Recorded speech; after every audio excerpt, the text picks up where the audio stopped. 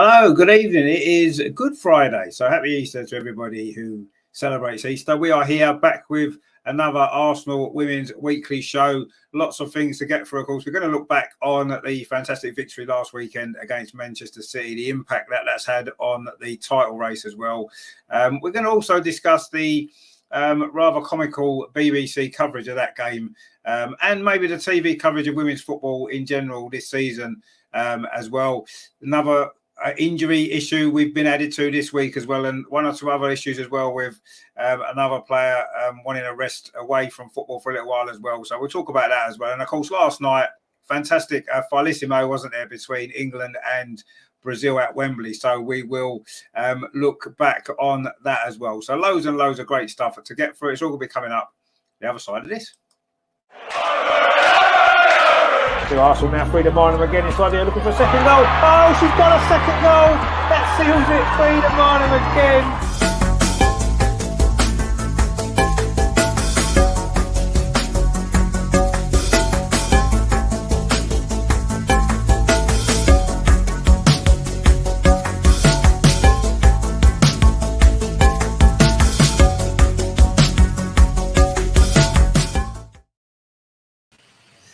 And good evening. We have got everybody in the studio tonight. We haven't got any video links or anything like that for a change. And we've got Amar as well, and he's actually here at the start of the show. Isn't that an amazing achievement for Amar?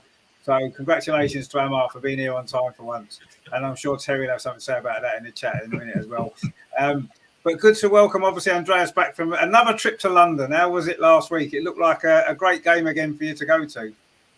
Yeah, I'm glad to be back, and unbelievable how time is flying. Just 1 week ago, I was in London, and we had this great match against City. So yeah, I think a lot of stuff to talk about, and I'm glad to be here again.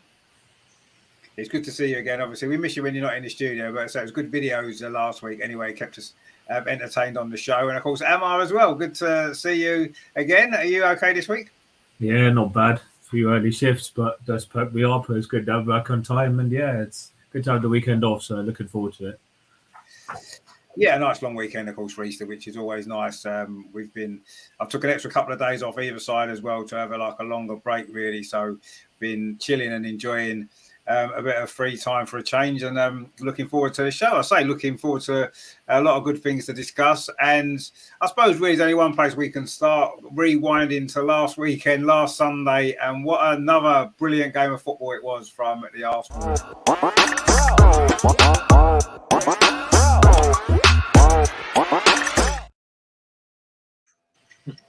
I mean, an incredible game again from Arsenal. We're in the circumstances with the injuries and another injury on the day as well, Caitlin Ford, which we'll talk about a bit later as well. But I mean, Andreas, you came on the show at half time and you wasn't very confident that we could turn it around from 1-0 down. I've got to be honest, we didn't look as though we were going to be able to do it. I've got to be honest, at half time, I hoped and prayed that we'd be able to find a goal or a couple of goals from somewhere, but I wasn't overly optimistic. And that second half was, I don't necessarily think it was about how well we played, necessarily great football as we've seen. It was more about how determined we were not to lose that game. And that was the biggest thing for me, the way that we just came out for that second half and said, we're not going to lose this game and we'll do whatever we have to do to get the result. And that's what we did. And it was fantastic to see that not only can we play great football as we did against Bayern Munich, but we can also dig in and find a way to win a game that we had to win. And that was the most impressive thing for me. I mean, it was that second half was just incredible, wasn't it, Andreas? The way that we turned that game around from, we looked and buried at half time, didn't we? Let's be honest. Yeah, I remember when we were talking at halftime, I said, well, let's keep the optimism for the second half, but it doesn't look really good. And yeah, I think this was a masterpiece of tactics from Jonas. He changed the tactics and the way the players brought it on the pitch was just fantastic. I mean, mentally it was extraordinary what they did, being 1-0 down, losing a key player after 35 minutes, once again losing a key player, and then showing this reaction. But I think Jonas explained it afterwards that he changed tactically to keep Chloe Kelly and Lauren Hemp wider outside, so to so that Bunny Shaw was not so involved in the City match, and this changed a lot. They were not so dangerous, not so much threatening our defense, and slowly but constantly we got control over the match, and I think it was deserved to get the equalizer. You could see that if we manage to get into their box and create some situations, then the defense of City is not that perfect or that stable.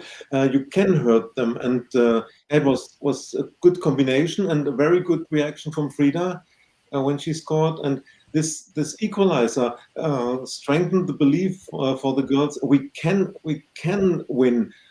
We can turn around this. Of course, it would have been a draw normally because this goal that Katie scored, this is not normal. So it's normal for her. Yeah, I think Katie might have seen the Frida goal against Bayern Munich on YouTube maybe 100 times, and then she thought, well, if I do this, then why not me? And so she tried. It was a very similar situation, and when you saw the ball flying, I was thinking, yeah, this is it, and really, and the ball went into the back of the net. It was such a perfect shot in the replay. I saw that Ellie Robach was with her hand very close to the ball, but she couldn't prevent the ball to get in, and fantastic.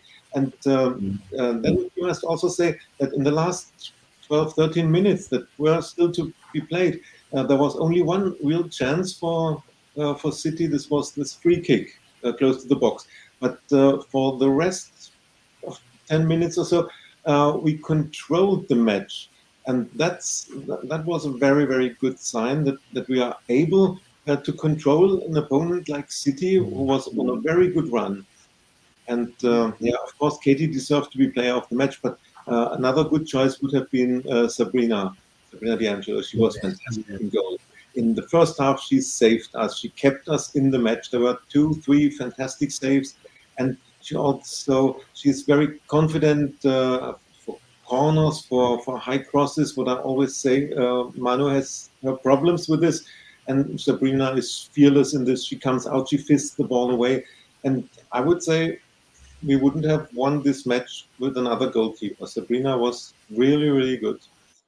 Yeah, so it was fantastic experience, and the atmosphere at Meadow Park with 4,000 people and singing and all was fantastic. Yeah, everybody was extremely happy after the match, and you could see the videos which I sent. There was a chaos. People were running around. Yeah, it was fantastic. It was. I mean, to be honest with you, that was a great video. It's had a lot of views on the channel as well. People liked it. It was great. And it gave us, I think it gave everybody a really good example of the atmosphere in the stadium, which was fantastic. And I was saying after the game that you can see the difference this season in the atmosphere at Meadow Park to the previous seasons. I think the atmosphere is much better, isn't it now? Yeah. And it's just improved massively, which is great. A bigger crowd as well. Now, of course, as we said at the beginning of the show, it is Easter, and at Easter miracles happen, and a miracle has happened tonight. Look, it's Matt. How you doing, Matt? Hi guys, I'm good. Just getting a little bit of after last night being at the game, but it's nice to see you all, and actually, yes, in the flesh. It's fantastic. Did you manage to get home safely? Yeah, I didn't get to where I was staying until 2:00 in the morning. Ooh. So there was a lot of problems on the trains, wasn't there, at Wembley? It wasn't great, was it, last night? Which didn't help. But we will talk about the Finalissimo, of course, a little bit later as well. What a great game that was, actually. Brilliant experience to be at, wasn't it, Matt? So great, great that you was managed to get to be involved in that. It was really good. Actually, we need to kind of shift around a little bit, don't we? Because it looks strange if it's not that way round. We can't be doing the show the wrong way round, can we? So, yeah, I mean, a good time for you to come in, Matt, then, really, I suppose, just as we were obviously discussing the Manchester City game. A fantastic second half performance it was. Great turnaround. I mean, what did you make of all that? Because the first half, we should have maybe been 2 or 3-0 down. That chance Lauren Hemp missed would have finished the game. And maybe, I remember saying at the time, could that be the turning point of the game? Because that should have been 2-0. And quite often, in games like that. You miss a chance. We've had it happen to us, haven't we? We've missed chances when we was on top of games. It cost us, and it cost Man City. But that was as much down to our second half performance. I mean, at this moment in time, Matt, aren't we playing some fantastic stuff? Aren't we playing? This is the best we've played for a long time, isn't it? Consistently, game after game. Yeah, and I think this is kind of echoing what the Lionesses did last night with their belief. And it's that belief that we've got not just on the pitch, but off the pitch as well. You see it in the fans as well. They're really up for it. We saw it in the Conti Cup final, being 1-0 down. Everyone, there was a little bit of shock, but as soon as it was, I was one of them trying to get them up and try and get them going, say, come on, it's only been 2 minutes. We've got plenty of time to turn it around. There was lots of that around. Although it didn't come through on the BBC coverage, unfortunately, which I won't delve into too much because I'm not impressed by the commentary. Let's just say by that. Misspelling of mispronunciations of names left, right, and centre, and let's just leave it at that. But the game itself, I look at, and City should have been winning that at half time by more than that one goal. Bunny Shaw did what Bunny Shaw does best. She went at full speed at the defence, then took a step back, and the fact that she managed to flick her head onto it without changing her speed or anything, just shows you how good of a striker she's developed since she first came over. It was a bit of an issue. At least this time it wasn't Laura versus Bunny Shaw or anything like that. We don't have the Andreas versus Matt sort of matchup for a header. It was just she lost her. So fair play to them. But if I'm honest, I think during that game we saw the dark hearts of Chloe Kelly throughout. I don't know if Andreas touched on it, but Katie McCabe throwing the ball at Chloe Kelly, and Chloe Kelly steps in front of it to make sure that it can't go in. That should have been a yellow card to Chloe Kelly, not Katie McCabe, just my opinion. Mainly because she stopped the ball from going into play. It's improper conduct. Yeah, you've given it to Katie McCabe because she's trying to do what most players are trying to do in that situation, get the ball back in play as quickly as possible. But coming back from that that 1-0 to win that game 2-1, that it's not just these games where we need to make sure that we're winning or just to get the chance of being in the title race. It's a chance to be able to see how far we can go this season. It's almost like this season our potential is unlimited. We could quite easily end up with a treble, or we could easily just end up with a Conti Cup, which I'm sure most fans thought at the start of this season was they was hoping for a trophy. We got that trophy, and now we want more, and we're just building on it, which is great to see. Turning over headstones left, right, centre. A lot of people blaming Jonas because he's not very English. Let's put it that way. In his manner, being very animated on the touchline as well, which helps a lot. Just that second half, the fact that we got into it, a bit of a goalmouth scramble from Frida, but they all count at the end of the day, and it helps. And then for that, as soon as we got that, as soon as you know that short corner goes into Katie and she's on that run on the edge of the box, as soon as she hits it, you know it's going in. I've been saying for a while Katie's due a banger this season, and she goes and scores in perhaps one of our most dangerous games of all. Absolutely. And even though she got the yellow card, she made up for it with that. It was a fantastic game. No, it was a brilliant goal. I mean, what a strike. And as Andrea said before, very similar to Frida's goal against Bayern Munich, wasn't it? It banged into that top corner from a similar kind of range. And to be scoring goals, we were maybe a little bit worried earlier in the season, wasn't we? We were missing chances. We wasn't scoring enough goals. And now suddenly they're flying in from all over the place, in the top corner and everything. And it's great to see. And I do feel a little bit as though, the Continental Cup victory has given everybody a lot more belief. The players seem to they believe now that they can win them big games against big teams. And we've shown that ever since. We're playing really, really well. The only game we've lost since the final was the first leg against Bayern Munich, and we shouldn't have lost that game for the way we played. So it just goes to show how, and we got through the tie, so it doesn't matter now. But it just goes to show that I think that belief is there now in everybody. The fans have got the belief, the players have got the belief, and I really do feel as though you're saying, Matt, we could win a treble. The momentum is with us, at this moment in time, and I'm not saying we're going to win the treble because it would be very difficult to win either of those other two trophies. But suddenly you're feeling as though we've got such a big chance to do something special this season, haven't we? The way that things are going for us, yes, injuries are against us, which we'll talk about as well, but we've got that with us at the minute. I feel as though at this moment in time, you almost feel as though we're going to win. We can win every game we play. Just that belief that there is in, this team don't look as though they can lose. They just don't. But I know that probably come back to haunt us very soon, I'm sure. Terry says, good evening, Richard Andreas. And who's that bloke down at the bottom? Looks like Amar. Must be his dad. Terry will be impressed that Amar was here on time for a time. So that's good to see. Terry says, what was this saying? Anyway, these girls don't know how to lose. They're incredible to watch at the moment. There's no stopping them. It's absolutely, yeah. At this moment in time, it's just fantastic, isn't it? Terry says, evening, Matt, you look real. Well, no, you see, it's an Easter miracle. We've got Emma on time and we've got Matt in the studio as well. It's fantastic. So it proves it. Easter, Easter's real because we've just proved it. We've got miracles happening right here on the show tonight for you. Wayne says that I think considering the injuries, we've done extremely well. Only disappointments are probably the West Ham and Chelsea goals. I feel we're on top in both. Yeah, we could and should have won both of those games. I think we know that, and they were disappointing results. There's no question about that. And if they come back at the end of the season and one of those 2 points that we dropped in either of those games cost us a title, we'll look back on them as the moments, weren't they? But you have to say, since then, the turnaround, or since losing to Man City, you have to say the turnaround has been incredible in our performances. And you're right, considering the injuries, it's been quite astonishing, actually, some of the performances that we're producing with players we've got missing. It's like, wow, what can this team achieve with a fully fit squad, a fully fit team? It's incredible, really, when you look at how we're playing at the moment.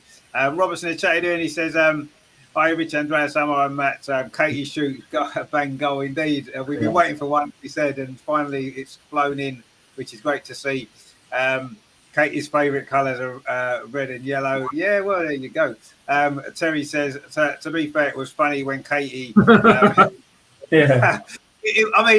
agree. I thought Chloe Kelly should have got a yellow card. I thought they both should have got a yellow card, to be fair. You can't be throwing a ball at someone's head. But, she did stand in the way and prevented a quick throw-in. And that should be a yellow card because it's not in with the spirit of the game, is it? So she should have been booked as well. But anyway, it was quite funny, I suppose, when you saw the replay of it. But yeah, it was a crazy decision by the ref not to book Chloe Kelly for that as well. We've got Emerson Allen in the chat as well. He says, you must give credit for the save that D'Angelo made. She kept us in the game. And none of you have picked up. Well, Andreas mentioned Sabrina said she should have been in with a shout for player of the match. And I agree. She was, in that first half in particular, she made 3 really good saves, didn't she, that kept the score down. That one from, I can't remember, what was it? I think it was Bunny Shaw, wasn't it? That shot Bunny Shaw had and she pushed it around the post. That was a great save. So, yeah, she was fantastic and she looks a great goalkeeper already. She's only been with us a short time. She's only played a few games, but she's looked brilliant. We'll give her massive credit. Don't worry about that. We definitely appreciate her performance. She was fantastic. And Terry says there, good evening, Omar. Sorry, my keyboard won't write your name until half an hour into the show. I did say before the show, Tony, I wasn't going to let him come in until 8 o'clock because just to keep everybody... 7:45. 7:45. That's what we used to, you think. Anyway, Omar, you are here on time. So let's get your thoughts on this Manchester City game then, because it was a brilliant win, wasn't it? And we needed to win that game, really, didn't we, to keep ourselves in with a shout for the title, and we managed to do it, and it was fantastic. Yeah, well, when do you start? It's like a roller coaster these days. Obviously, you never know what you're going to get, but it's just great to see the resilience of the team, isn't it? It's feeling throughout the men's team.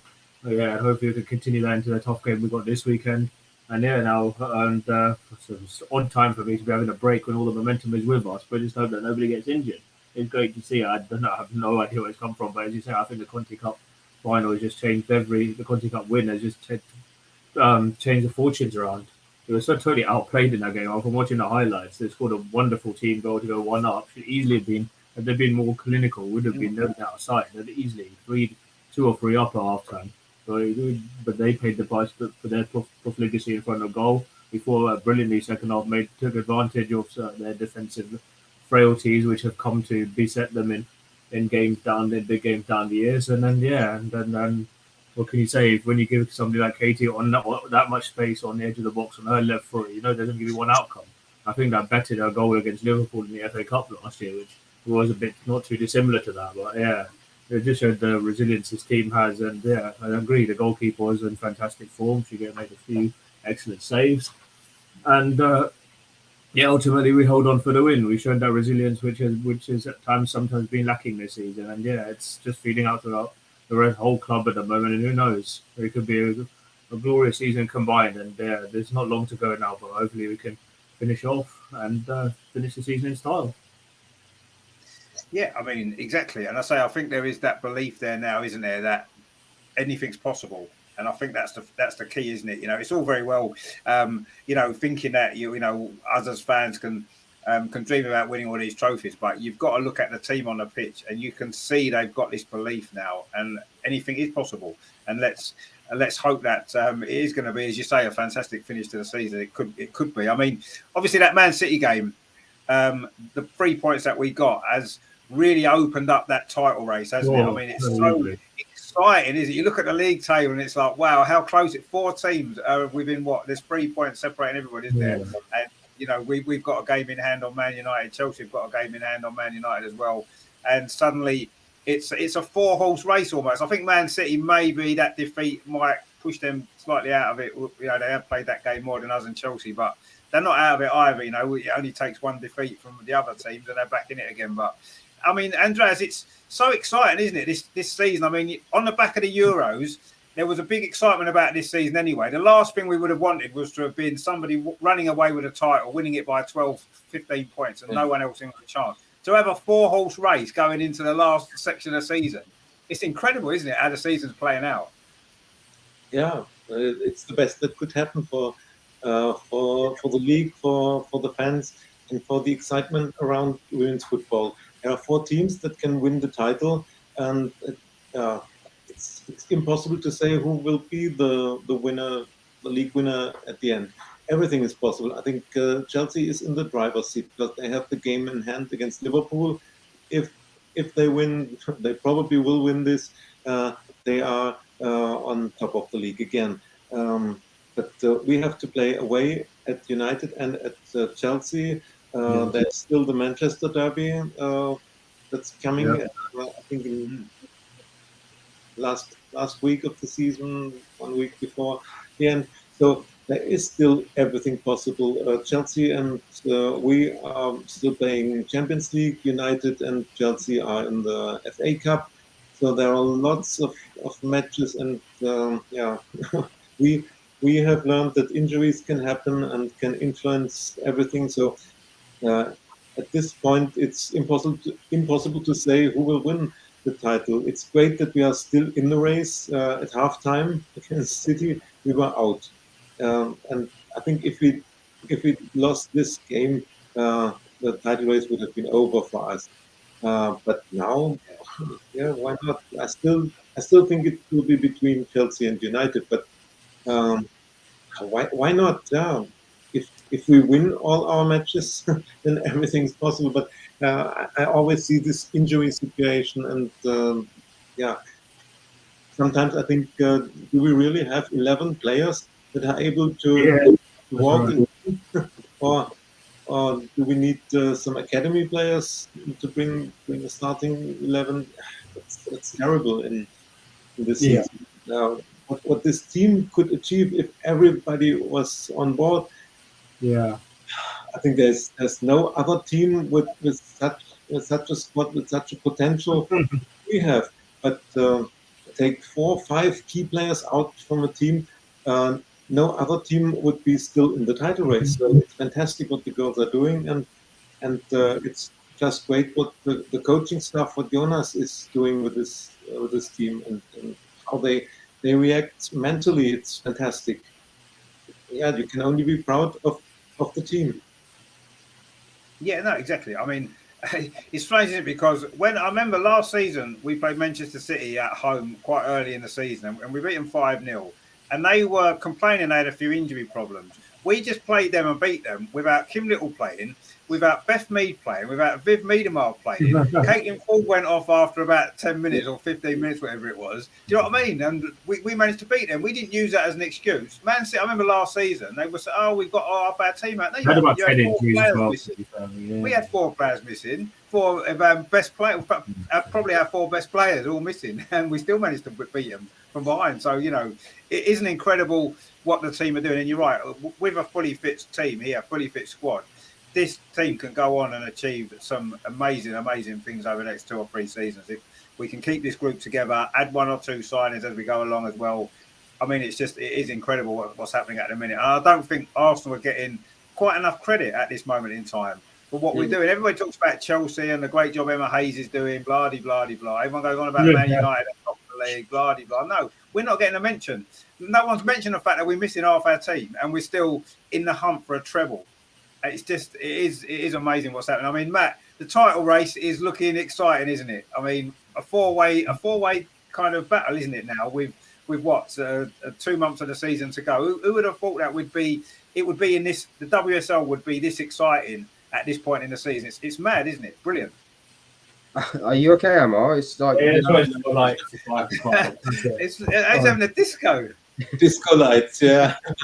Oh, it's a bulb. It's a bulb. It's been for a few weeks now. It's all right. It's fully going. That's fine. It's fine. So yeah, this. I don't think anyone was predicting the title race to be like this. If I was honest, I did say towards the start of the season that I think City were going to be the one team that I would look at as the one that would really push us. In a way, they have. We've got 3 points. They've got 3 points. Chelsea didn't really. They came to the Emirates. They didn't really offer much apart from the last-minute Chelsea goal, as the best way I can describe it without swearing. They found a way. Few of them, haven't they? They've scored a few of them. Yeah, and I look at it, and United have gotten a little bit of luck as well. They've really ridden it this year. I think Alatoon and Marriott is pretty much dragging that team up because of the coaching that Serena Weigman's doing with them. So, yes, unfortunately, I am praising Man United, but I still believe that they are going to slip. They've got it in their locker, and I have a feeling that this next game against Man United, that will be telling of potentially where the trophy is going to end up. Is it going to be a red side of a City, or is it going to be a blue side of the City? Because realistically, if we lose that out of the title race and then battling City for that third place, but then again, there's the option of Chelsea dropping points and then they end up battling for third place. So it's so topsy-turvy that I think they've managed to do a really good job with the fixture list, as much as it annoys us at times. Looking at that Manchester United fixture, midweek, 7:15 kickoff, and barely anyone can get down there if they're from London. I'm struggling to be able to get there myself. So it's so difficult to. I just don't understand. Had they moved it to an 8 o'clock, perhaps everyone would have been able to get there. They would have been able to get more people in. But there are people looking for that are perhaps wouldn't be able to go that now can go. But they're gonna. I wouldn't imagine anyone's going to be. It'll be less than 2,000 that going to be at that stadium. So whoever was going to that Manchester United game, if you're an Arsenal fan, make yourself loud and known, because it all counts, and that's what the team really thrives on. It has thrived this season on the fans all coming together and supporting the team. On top of that, Andreas has mentioned that the second to last game is basically Arsenal, Chelsea, and the Manchester derby. So that could potentially be the time when everything is wrapped up at that point. But potentially, for the first time ever, you could have a champion who've lost 3 games and still win the league, which is a bit insane, really, because usually you lose 1 game or 2 games and that's it, you've won the league. But it's been top and turvy even at the bottom as well. You've got Leicester, who've just moved out of the relegation spot, and they beat Reading at the weekend. So it's not just at the top, it's at the bottom as well. But it's just that, again, the middle of the table needs to be sorted out because there's nothing to really play for apart from Villa. Villa are trying to prove that they can take on the best teams in the Super League, and unfortunately they failed that challenge against Chelsea. Yeah, I mean, maybe they need a secondary European competition, don't they? Perhaps like they've got in the main, just to give teams more to play for. Because you're right. I mean, this season, though, having said that, you've got this 4-way title race, and one of those 4 teams isn't even going to qualify for the Champions League. Yeah, bonkers, isn't it? Unless, mad, isn't it? You know, unless Arsenal or Chelsea finish 4th and then win the Champions League. Yeah, potentially, yeah, if that happens. But obviously, we hope it's not. Oh, I don't know, really. Would we take that? That's something we can maybe think about. Would we take coming 4th and winning the Champions League? No, of course we wouldn't. Of course we wouldn't. I'm not sure. We'll maybe think about that over the next couple of weeks. But no, I mean, it is exciting. And the WSL, this has been on the back of the Euros win. It's been the best WSL season in history, I think, in terms of the quality, the excitement, the fact there's 4 teams still in the title race. And you're right, Matt, that weekend, the second from last weekend of the season, when we were the top 4 playing each other, aren't they? We played Chelsea, Man United played Man City, and that weekend could well decide the top placing, who wins the league, who's going to come in the top 3. Potentially, it may not. There's still one more game left after that, and it still could be so tight. All them games could finish in draws, and we might not still have a result. But it is so exciting now, and it's been a fantastic season. And I think whatever happens now, in terms of how we're concerned for Arsenal, it has been a brilliant season for women's football in this country. Absolutely. The fact that we've got 2 teams in the semi-final of the Champions League, the league's exciting. The Lionesses are doing so well, winning everything they can find. And everything's it's just been an incredible season, incredible year. And it'll probably go down in history as the year of the season that everything turned for women's football, really became the start of what's going to become hopefully something really, really massive, which it's certainly heading in that direction, isn't it? Which is great. We've got some comments actually. Terry says, Andreas, can you lean forward and tap Matt on the head? I still don't believe he's real. He's definitely real. He's definitely real. We could say he is real. Matt's moving out of the way. Look, it proves he's real. You see, look, he's moving that way. Terry says, even Amar's light bulb turns on half hour late. It doesn't turn on at all. You see, it's much brighter here than it is on the screen. It's much brighter. Well, that's because it's you've got a high ceiling, haven't you? That's the problem. You need a lower ceiling, then you'll be fine. Anyway, Robert says, I've always said Katie is a strong player, but my God, she's going to frighten defences now. She has the taste of blood for goals. Well, yeah, she hasn't scored for a while, so it's nice now. Maybe she'll go on a run and get 2 or 3 in a row. That'd be nice, wouldn't it? Wayne says, if I'm being honest, and I hate to say this, but I feel like Chelsea are just going to win it again. Literally can't stand them, but the way Kerr is just lobbing ups and just nicking 1-0, annoying. Yeah, I mean, you kind of get that feeling, don't you, that Chelsea tend to do what Chelsea do. Matt mentioned before the last-minute goals. They did it against us. They did it in the Champions League. They do it a lot, don't they? Last season against Aston Villa sticks to mind. They've so many last-minute goals that they get. And, yeah, I agree with you. I don't particularly like Chelsea, but you do get a feeling that they might. But we've got to play them. We have got to play them again. And as Robert says here, he says, we drew with Chelsea. Can't see why we can't beat them. Well, we beat them in the cup final. Yeah, I agree. I don't see why we can't beat them either. He said players have stepped up and proved they are already better than they were before star injuries. The ladies have got stronger. No, you're right. And funny enough, I think I don't know if it was on the show when the game was on, but I know it seems funny to say it or even to think it, but in a way, without Beth and Viv in the team, we seem to have become a stronger team without them in it.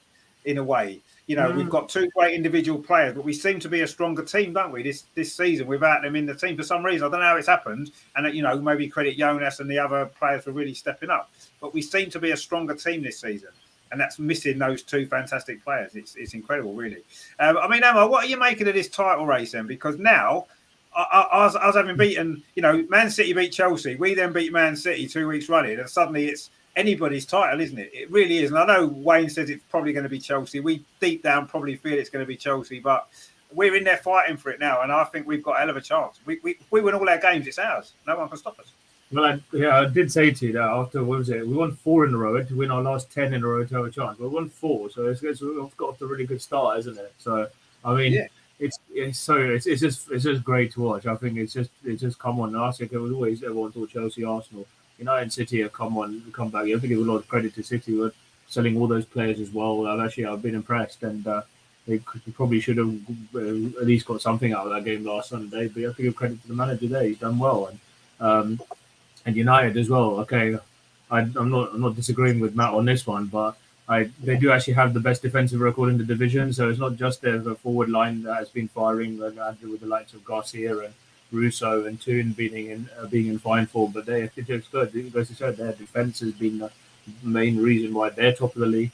Chelsea, we know of all that, despite missing likes of Frank Kirby and Pernilla Harder, their squad depth is just superb. And then ours is arguably the best story because you say we've missed our two stars in our team, the two best players in our team. I think that in a way their absence is, if you ask me, I think their absence has actually inspired the team because they want to do something special for them and make it something to remember before they come back and we come back to full strength. So they've actually, yes, as silly as it sounds, they've actually been inspired to want to do well by wanting to do it for Bethan Viv. And I don't know if you saw on Twitter the other day that she's putting those weights again, and that was quite inspiring. And some of the few funny quotes that they put up on the Twitter. And yeah, who's to say we can't go all the way? That penultimate weekend is going to be pivotal. Fixture schedule is going to be crazy now, especially if not just because we're not playing two WSL weekends in a row. We'll have games in hand on almost all the teams, a couple of the teams around us. So yeah, I mean, there's no reason to suggest why we can't do it. And if we do put it off, I think along, as I said, it's not just the Viv and Beth; it's the men's team playing well, and the whole buzz around the club is just really good now. And so I think they're all inspiring each other to do well, and who's to say we can't do it? Well, exactly. We're in there. We've given ourselves a big chance, and that's all you can hope at this point in the season. You want to be in with a chance, and we're in with a big chance. So, but yeah, I do think that the Champions League run and the fact that we've got 2 weekend games in a row are going to have been rearranged. One of them's been rearranged already. It makes it more difficult. Obviously, the Man United game now is coming before the semi-final, and that doesn't help with the situation. But the alternative is not to be in Europe and just focus on the league, or try to do something extraordinary. And you might as well try to do something extraordinary and fail at both, rather than not being in that position. So it's a tough one, but the players want to play in these big games. We want to watch the big games as fans. It's what we all want to. Every season is what we want to see. So we should be just enjoy what we're seeing at the minute. And yes, It's going to be tough. It is going to be really, really tough. There's no doubt about that. With the number of games that we've got, the scheduling of the games doesn't help. But yeah, we've got a great opportunity to create something really, really special that will go down in history forever if we could do it. It really would. But obviously, a long, long way to go, as we all know. Terry says we're all praising the girls, but a big shout out to Jonas for what he built into goals. No, absolutely right. I mean, we've never said anything other than praise for Jonas, the job he's been doing at the club since he's been there. And you can see now, obviously, his second season, you can see his ideas and everything really coming out now. Last season, he was learning a bit about the English game. He was learning the players and the team, and they were kind of learning what he needed from them. And you can see this season how it's all falling into place. And I'm really, really excited about where this is going to lead. Whatever happens this season now, we've won a trophy. Good to get a trophy on the board early on for Jonas. And yeah, he deserves a lot of credit. All his staff as well. Everyone's been brilliant. And it is building into something really special, hopefully. And it's going to just explode. And who knows, it may well explode in the next few weeks. Really, really, really big. And let's hope so, because we deserve it there. Robert says Matt, the way they played the last Champions League match, they proved they could do anything. Probably winning Chelsea. Yeah, exactly. Yeah, right.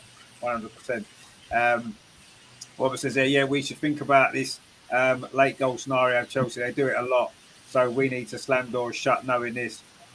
See what players are involved in these attacks and get in their faces. No, I mean, you're right. And we defended poorly for the equaliser at the Emirates, didn't we, against Chelsea? There's no doubt we should have dealt with that better. And it's a lesson that we've learned since, because we have beaten them in the cup final, and in the league we can't afford to make those mistakes. And you're right, you know that Chelsea are going to be, if you're only 1 goal ahead against Chelsea or you're level, going into the last minute that game isn't sealed. You you need to defend it properly for the full 95 minutes, whatever long it is, because Chelsea can do that. They did it in the Champions League, as we said. They've done it plenty of times. So it isn't luck. Sometimes it's easier for us to say, oh, it's luck, but good teams do that, don't they? Good teams find a way to win when it's not going their way, and that's what happens. And we've started to get a little bit of that, haven't we, ourselves? We've had some late goals, we've come back from behind and stuff like that. So we're finding a way to do it as well. And that's what great teams have to do. And as much as we don't like Chelsea doing it, it's a sign of a great team. And we have to hold our hands up sometimes and say, you know, that's the way it is. And we need to do that more ourselves, and then we can compete with them on a more consistent basis. And that seems to be the way we're heading. But we'll see. I know that Matt didn't really want to talk about this, but I kind of do a little bit. And I do think it's quite important because of how big women's football is becoming.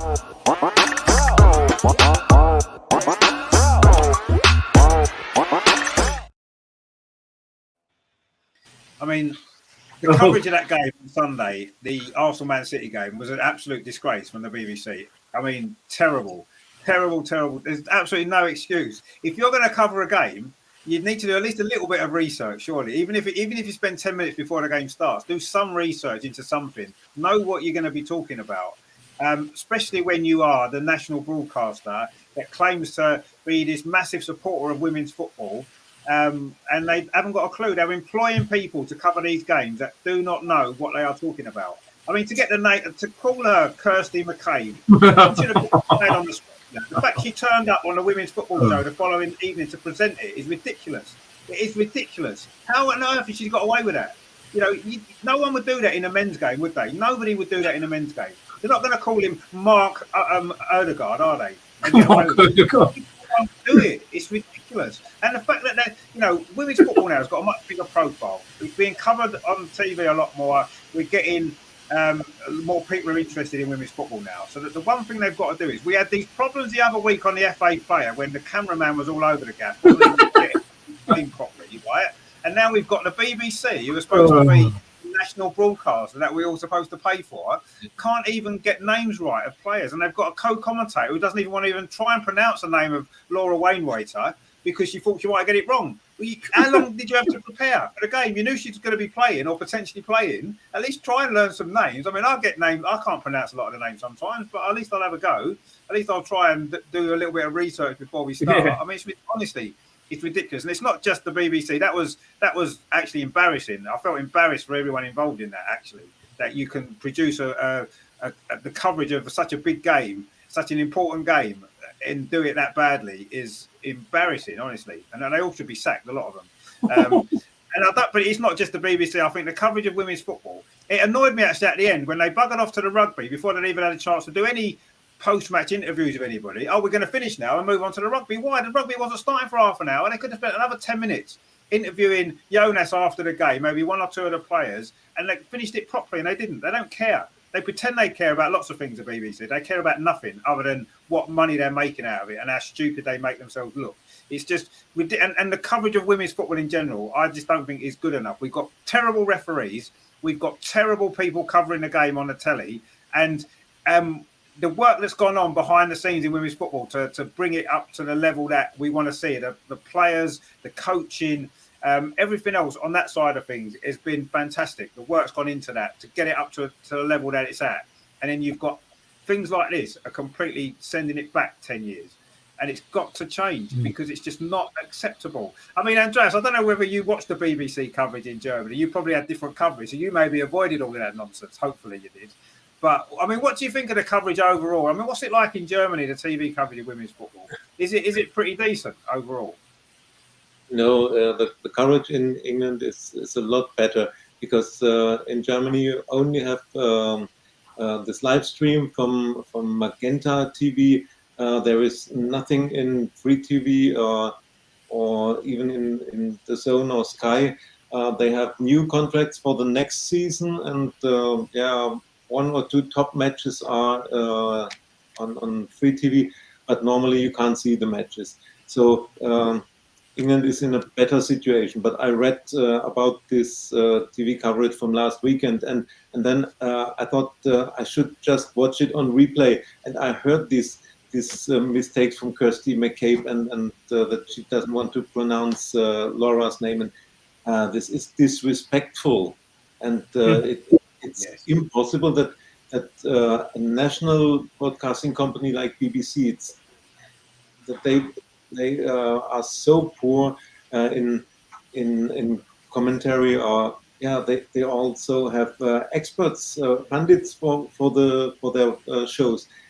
What are they preparing? What are they doing before a match? I can't understand this, and this it can't happen anymore again. And as I said, it's disrespectful. And then it's better not to broadcast than do such bad service. Then let the Zone or Sky broadcast it. It's of course that's pay TV, but I would be sure that they do a better job. This No, they do. You're right. I mean, I think the DAZN YouTube coverage of the Champions League has been good, actually. I think they do a really good job. Very good. They really, and it's free at the moment. It's not going to be probably much longer, but it's free at the moment, and it's fantastic.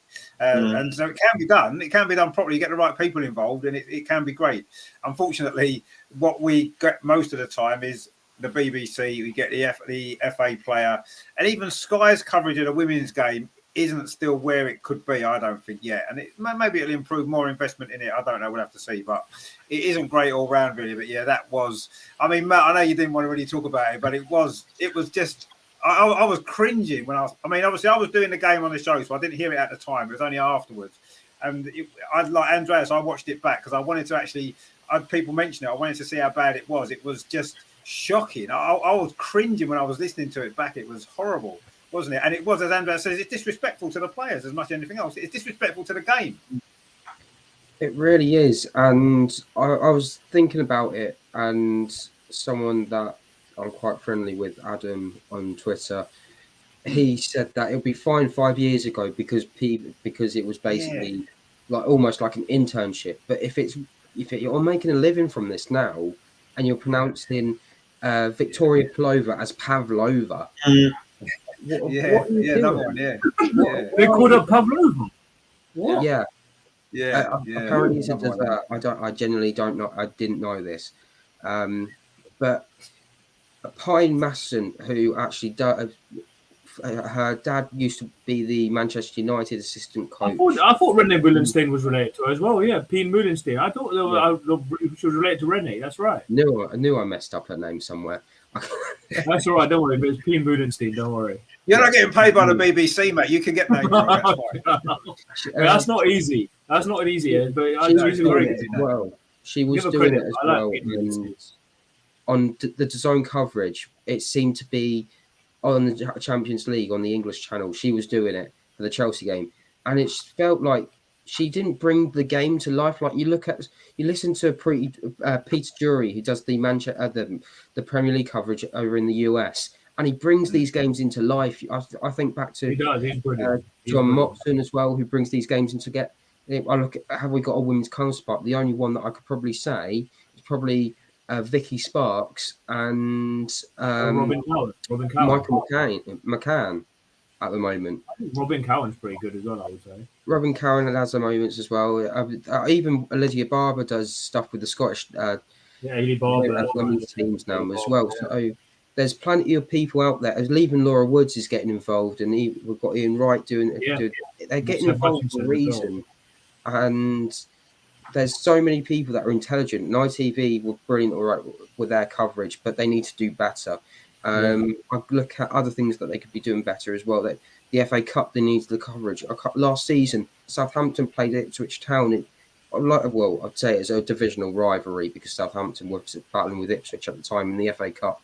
It went to extra time. Last minute, under 20-year-old goalkeeper Kaya Rundle goes up the other end of the pitch, scores a last-minute equaliser to take to penalties.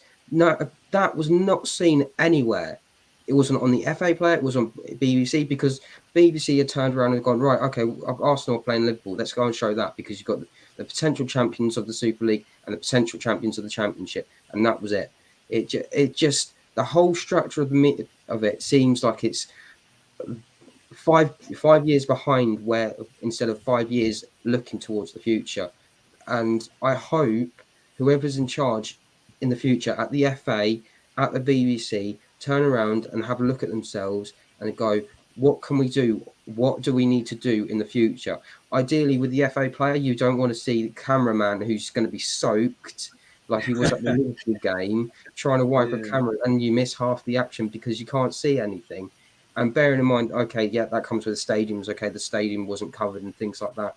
But when things like this happen, there are plenty of people who, like myself, would like the future in the industry, are not able to get into that industry because you've got people who are mispronouncing names, who think they're being professional because it's their job and it's just an extra piece of work. But still, there's people want to be in this industry, and not enough people realise how much behind the scenes that research. Michael McCann's got papers, and he's speaking to supporters clubs. He's speaking to people behind the scenes to make sure he gets the pronunciations right every time.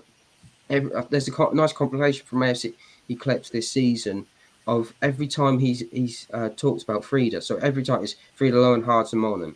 It's not Frida Martin. It's Lowenhardt-Marnen. Yeah, everyone calls him that as well. I was going to say, yeah. Vicky does that now, Vicky Sparks, yeah. It's things like that make it more interesting for everyone else, because you're not just the whole point of commentating is you're getting a fact file on players. You're not just getting the odds. Snippets of Alex Greenwood's got the ball and she's just passed it to Lauren James on the left hand side, and that's it. You get small little snippets, but you never. Sorry, excuse me. And it's just ridiculous. It needs to change and it needs to develop, and it just looks like there is no plan. So everyone needs to get around the table, including DAZN, and saying this is what we've done within 2 years. Can you match what we're doing in 2 years? Can you get it up to this level? If not, because you might not be able to carry on much further, and if that might be the way forward, DAZN might end up taking everyone else's rights away. Well, it's down to money, I suppose. At the end of the day, whoever bids the most money is going to get it, regardless of how good or bad they are at what they do. It's just whoever's going to throw the most money at it, and that's how Sky have got the coverage of most things. Is just literally by that reason and that reason alone. It's not that Sky particularly cover things well. Some things they do good, some things they don't. But yeah, I mean, it's right, isn't it? That maybe, and I don't want to make excuses for them because they don't deserve any excuses made for them. But women's football has kind of suddenly got really popular very, very quickly, and suddenly more and more people are interested very, very quickly. And certain aspects of the game and the coverage of the game maybe hasn't had the time to develop quickly enough, and refereeing is a part of that. And I do think the TV coverage is a part of that as well, because let's face it, 2 or 3 years ago, there wasn't any live games that you could watch on the BBC women's football. Very, very rare, wasn't it? And now there's a lot more. And it has happened quite quickly. And maybe they haven't got the people there, that people haven't been ready for that quickness in how it's been done. So I say I don't want to make that as an excuse, because they should still do it better regardless of that. They should do it better, and they've got to do it better. But what will happen in the future, I don't know. Robert says that they must apologise. It's too late now. They should have done it at the time. At the time, they should have said, we're really sorry, but they didn't. They almost brushed over it as though it hadn't happened. As though, no one will notice. It's only women's football. No one cares. No one will notice. That's almost the impression I got. And it's like, how seriously are you taking this? Are you seriously that bothered about women's football that you don't even care enough to even point out the fact that you've messed it up? At least just come out and say it. I agree. They should have apologised, but they should have done it at the time, not now. It's too late now. It's pointless now. But yeah, they just brushed it off completely. That didn't matter. Of course, it matters. But yeah, Terry says, I listened to the German commentary. It was worse than the BBC and Sky because I couldn't understand a word they were saying. I'm sure Andreas understood it, maybe, but we probably wouldn't have done. I don't understand the German. It's too complicated. Wayne says it's annoying that the kickoff was 12:30 and they start match of that at 12:15. To be honest, I'm not really bothered about that. I don't want a load of waffle before the game. At the end of the game, I would like a couple of interviews with some players and managers, because that's part of the game, isn't it? You want to hear what they thought of the performance and stuff like that. And I kind of think that's important. And they brushed over that and went to the rugby, which was wrong as well. They should have given that a bit more time at the end. I'm not bothered about before the game. All they need to give you is who's playing, all the team news, maybe interview the managers before the game and get a little bit of spilled up. And that's it. You don't need an hour of that, I don't think, personally. I mean, people enjoy it maybe, so I'm personally not bothered. I like it at the end, hearing from the players and the managers at the end. That's what I want to see. And they should have at least given it that much at the end. They didn't even bother doing that. And it's like, well, how many more things you want to mess up today, in this coverage? And it's a great game of football. Brilliant football it was, and they completely messed it up. They couldn't have messed it up anymore if they tried. I mean, Emma, what did you make of all of that? Because it was embarrassing for the BBC, wasn't it? Really, really embarrassing, and embarrassing for women's football actually in general. I mean, I didn't watch too much of it. I did see that. I did make me feel that even she has been playing for so long now, and I know Reshman is not one normally to make mistakes, and I know she speaks a lot of languages. I know. I was just reading an article online where she said on Twitter that she got lots of dogs abuse apparently for saying. But yeah, even when it is when if you don't, I agree. It is a bit maybe. You rely on the presenters to get the names right, and all that is a little bit disappointing that they can't. It goes to show they haven't done their research properly. I mean, you wouldn't want to defend them saying, "Oh, people make mistakes, mistakes," but it does goes to show they haven't done their research properly. Overall, I think she's actually all right. It's presenter, but I mean, it does go to show that they need to improve it. And I didn't even hear the Pavlova bell. I was just reading up on that as well. But that is pretty embarrassing that they get that wrong. But yeah, I guess they just goes to show more work needs to be done prior to coming on air and to ensure that they don't make those silly mistakes. But I mean, we can always say people make them, but I mean, it just goes to show that, as I said, they haven't been doing their stuff properly, and they need to sharpen up. And but to get in this day and age, and to all those people watching around the world, and if they look to avoid getting all the, I know people use Twitter for the various means, but what do you expect if you get something like that wrong? And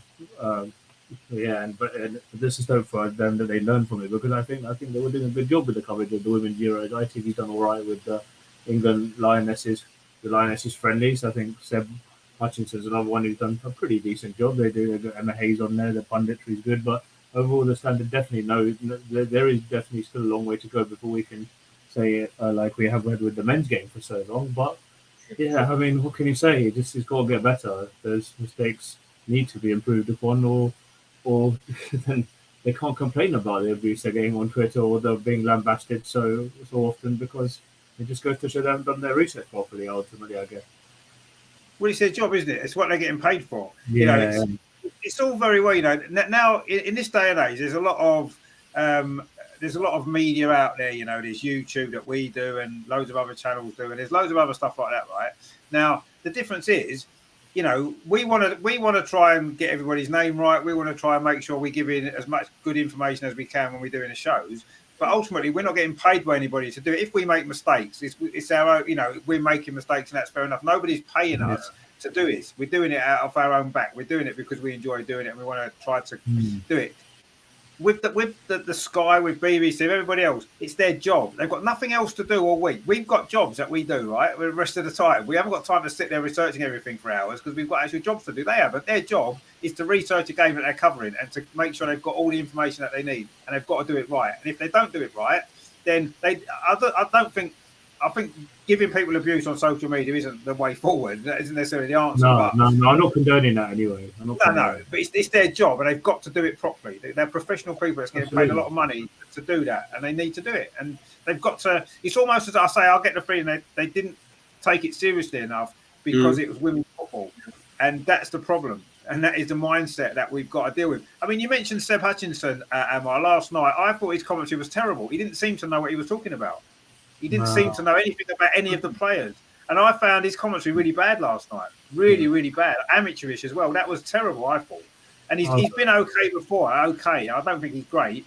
But I thought he was terrible last night. I really didn't rate his commentary at all. And I don't listen to a lot of commentary because most of the time I'm doing watch-alongs at the game. So I'm not listening to the commentary. So I don't listen to much commentary, if I'm honest, from live games. But I listened to that last night. I was watching the game and I actually thought it was terrible. He didn't look as though he didn't sound as though he understood anything about any of the players that were playing. And that's half your job, isn't it? To at least find out something about them. He seems to know nothing about any of them. So I thought that was a little bit... I mean, the way he described the game was okay. No problem with that. Just his knowledge of the players didn't seem to be that great, really. and how they play and stuff like that. We'd never seen either of them play before. You know, a couple of comments about Lauren James. I'm thinking, have you never seen Lauren James play before? You know, you've only got to see her play twice, and you know exactly what she's going to do. You know what she's about. So don't come out and pretend you don't know what she's doing. It's like, come on, everyone knows what she's going to do. But anyway, Robert says there, they get paid bloody well too, Rich. A nice house, nice car. Yeah, I know. Calling him a wrong name on screen, it's shocking.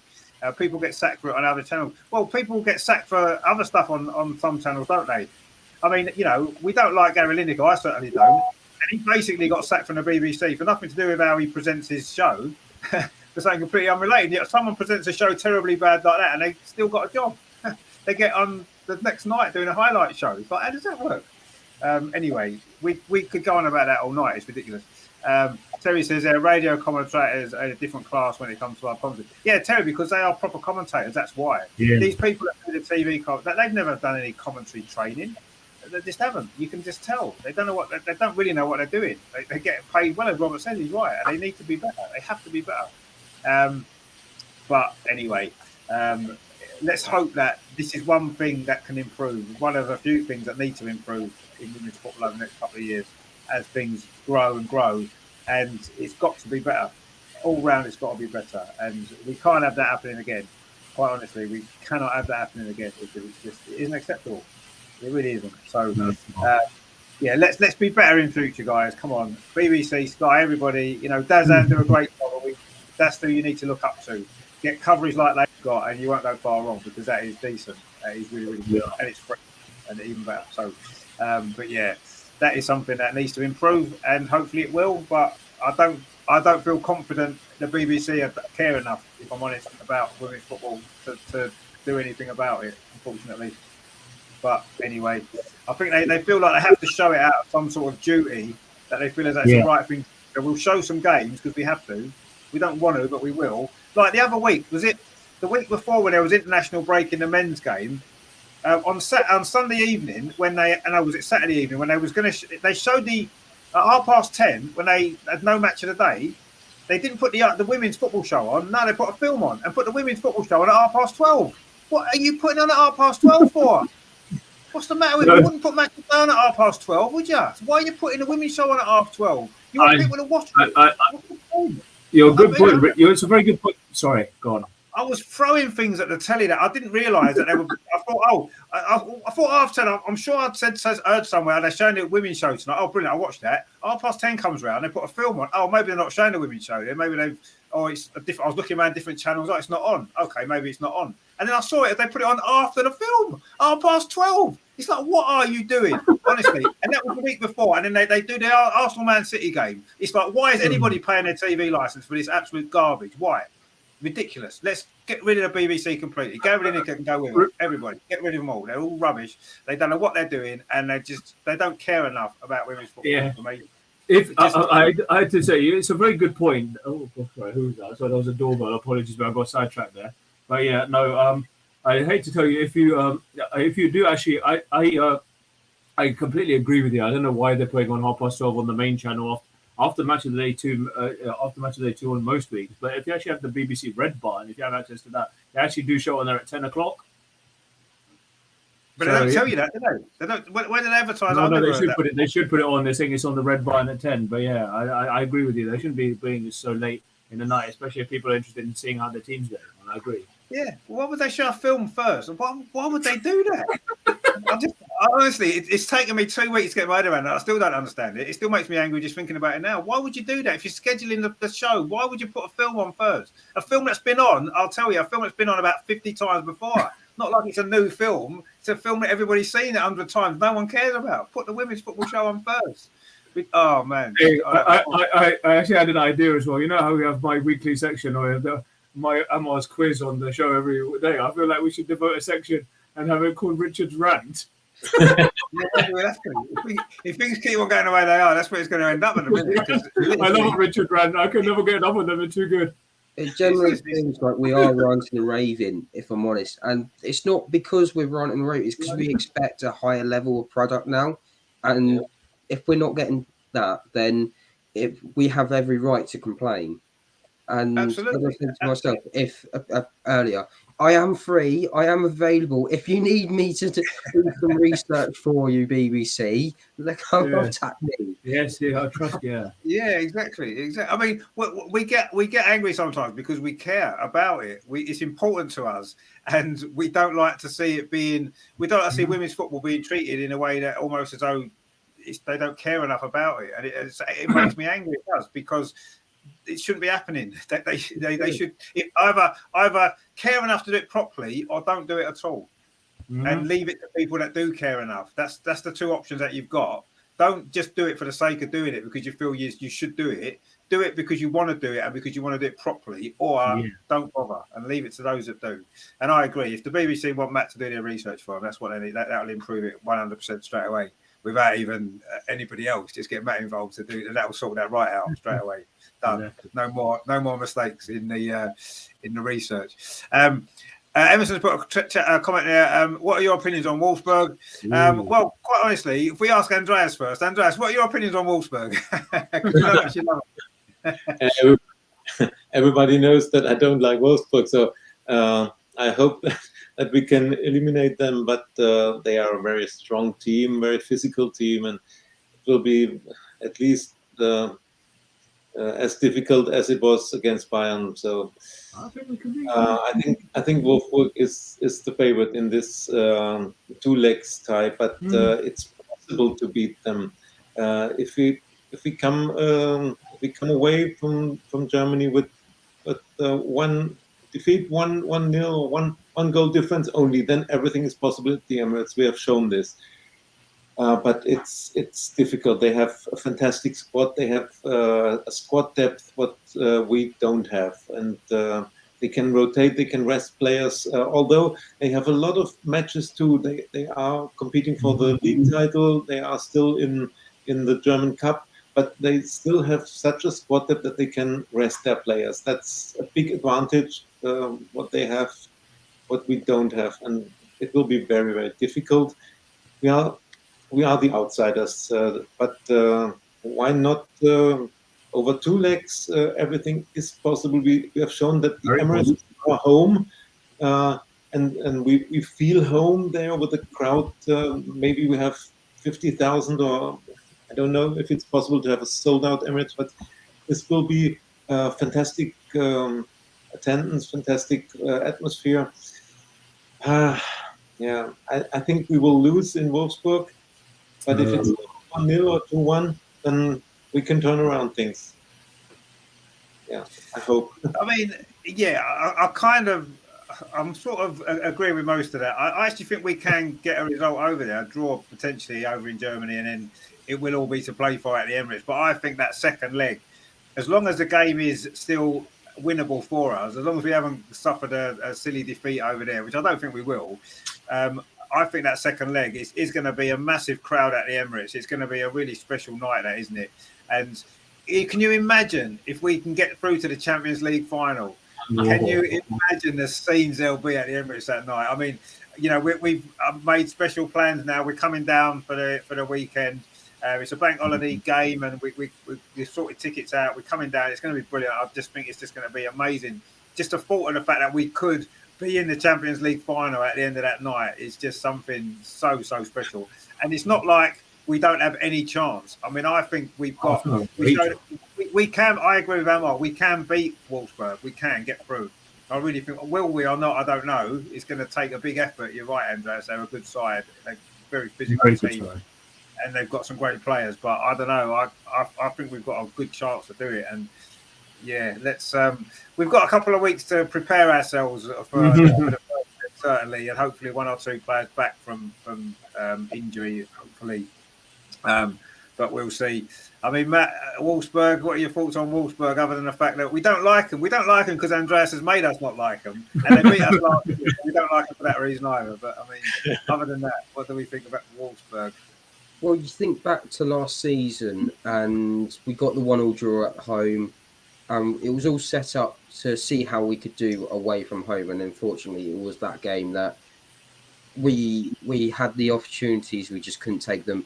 bear in mind that a certain Swiss international who is behind me this way was refused entry into the country. Thank you very much, Germany.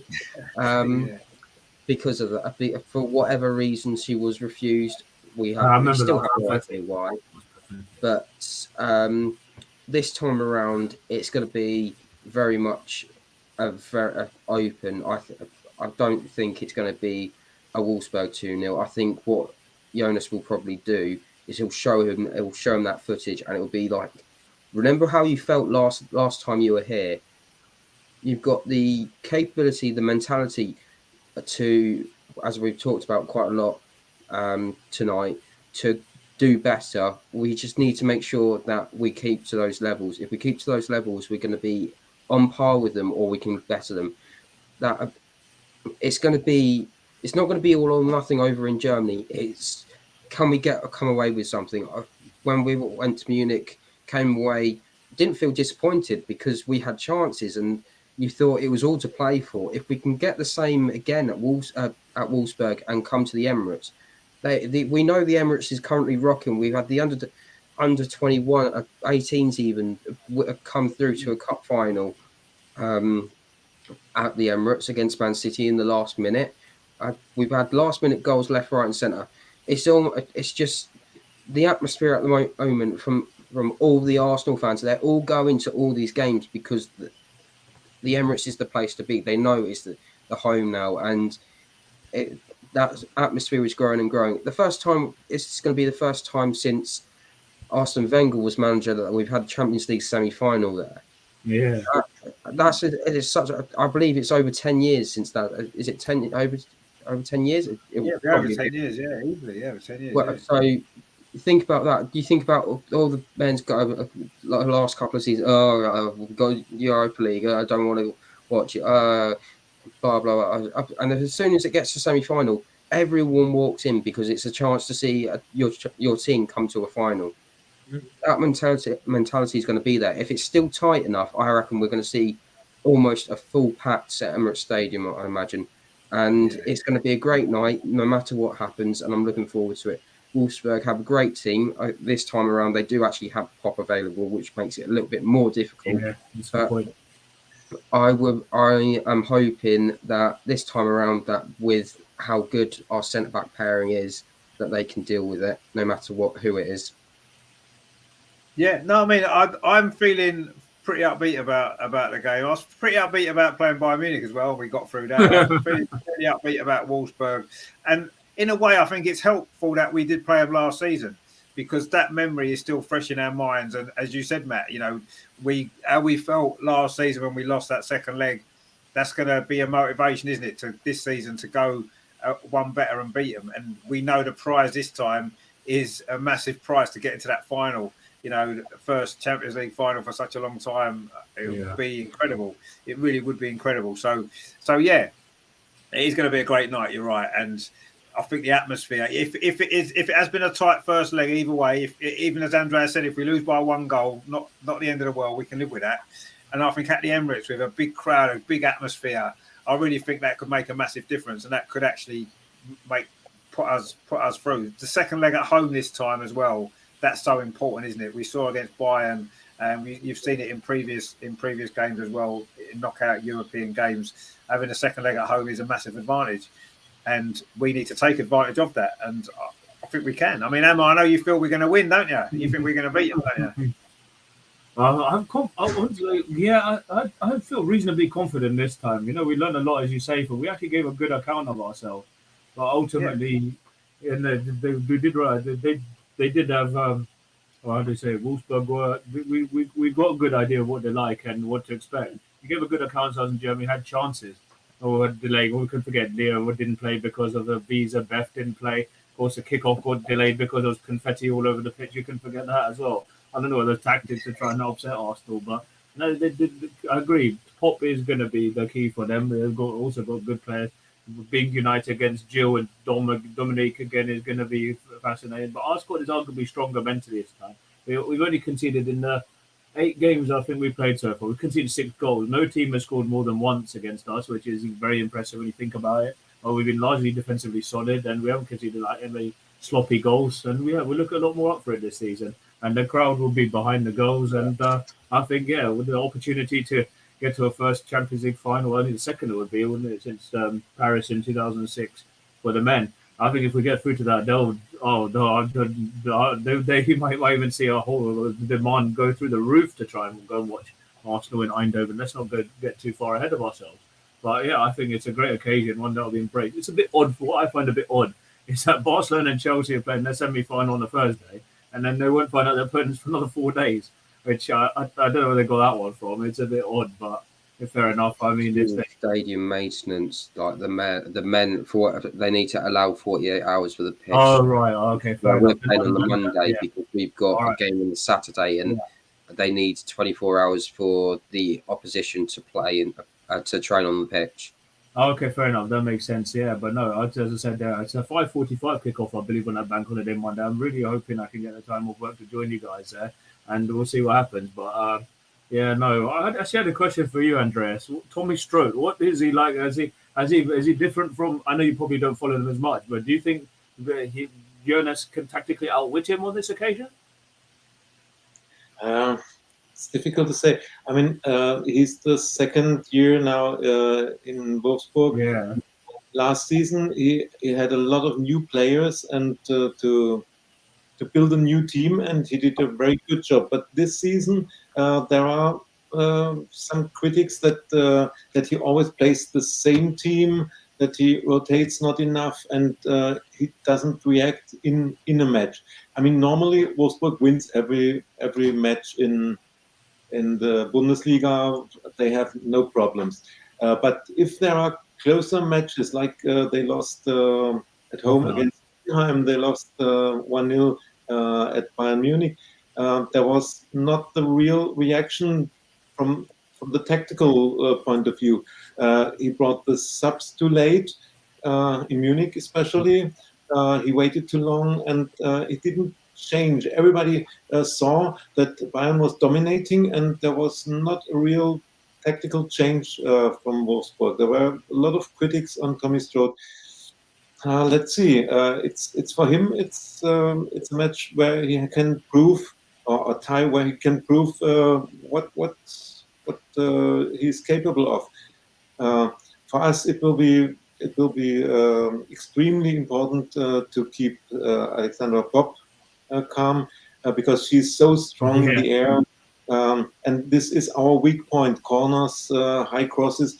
I would have a better feeling if Sabrina is in goal, because she comes out if there are corners, so she tries to fist the ball away, and Manu will be standing on the line and waiting what happens, and then Alexander Popp will score probably. So this could be a main problem.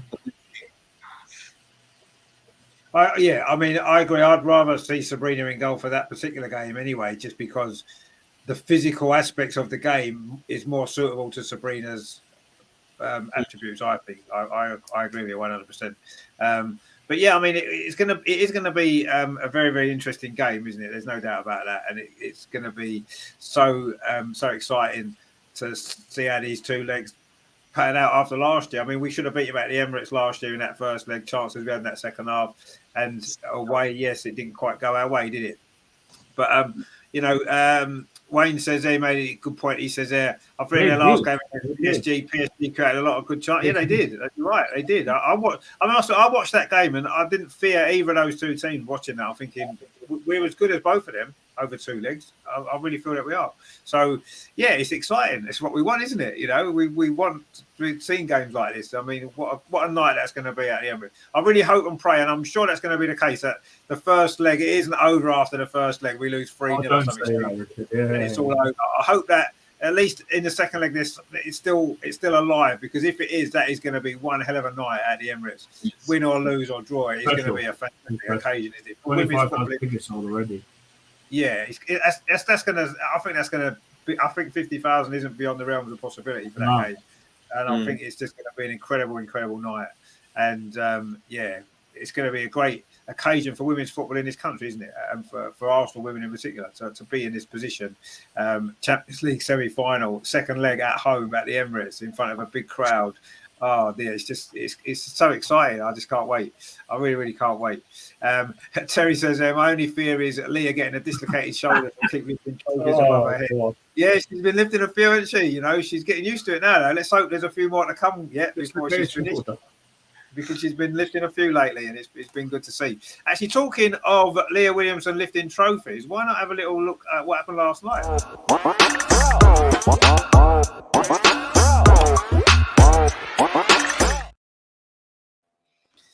I mean, is there nothing that this England team can't do? Is there nothing Serena can't do? Is there nothing at all? Because I'm kind of thinking that she can do whatever she wants. And this England team, I mean, yes, the second half performance was tough. You know, Brazil are a good team. They played well. But we've won another competition against a very good team. And we did it at that first half. We should have been out of sight. Let's be honest. We could have been 2 or 3-0 up, and the game's dead and buried. The second half would have been unimportant. And to play the way that we did in the first half against a team of that quality, to me, yes, the second half was different. Brazil changed things. They had to because of how well we played. They had to change things in the second half, and they did. But for me, I can now look. I mean, Andres, obviously the World Cup's coming up, and we're quite excited about the World Cup. I mean, do you think England have got a decent chance after seeing that game last night? Brazil are a good side, and we should have won, and we won on penalties anyway. But I mean, we look a good side, don't we? Overall, we do. Yeah. When we talk about the Lionesses, I open my Arsenal jacket, so as the Lionesses shirt, so I'm prepared. Or the BBC is not. I have made my preparations for the show. Yeah, it was a very interesting match because it was totally different halves. The first half was dominated by the Lionesses. We could have been 2-0, 3-0 up. A lot of chances, a wonderful goal with a brilliant combination. But in the second half, to be honest, Brazil was the better team.